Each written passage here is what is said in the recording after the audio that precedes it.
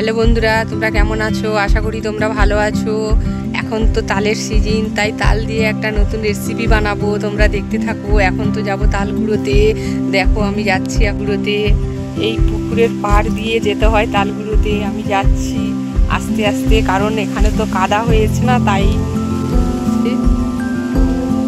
তো তাল পড়ে আছে। দেখুন বন্ধুরা, এত তাল পড়ে আছে, তো আমি একটাই তাল নেব।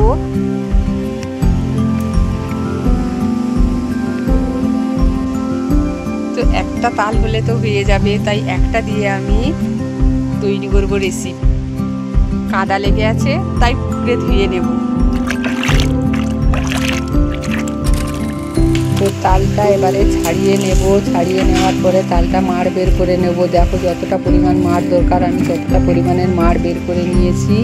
এতটাই দরকার তো নিয়েছি। এবারে নারকেলটা ভেঙে নেব। নারকেলটা ভাঙার পরে এবারে তো কুড়ে নেব নারকেলটা। তো কুড়ে নেব। কুড়া হয়ে গেছে, দেখো কতটা কুড়ে ফেলেছি। তারপরে মাছটা ছেঁকে নেব নেড় দিয়ে, কারণ মাড়ে তো অনেক কিছু থাকে না, তাই ময়দা, চিনি, সুজি, কালো জিরে, লবণ সব কিছু এতে মিক্সড করবো। একে একে সব কিছু দিতে থাকবো। তো ময়দা দিলাম, এবারে তো চিনি দিয়েছি, দেখো এবারে সুজি দেবো, তারপরে দেবো নারকেল গুঁড়ো। তো এবারে কালো জিরে দেবো, তারপরে দেবো লবণ। তো একসঙ্গে মিক্সড করে নেব।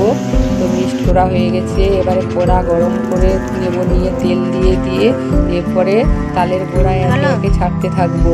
তো তালের গোড়া তো কি সুন্দর নরম তুলতুলে হচ্ছে, দেখো হয়ে গেছে। তো এটা তো এবারে নামিয়ে নেব এবারে।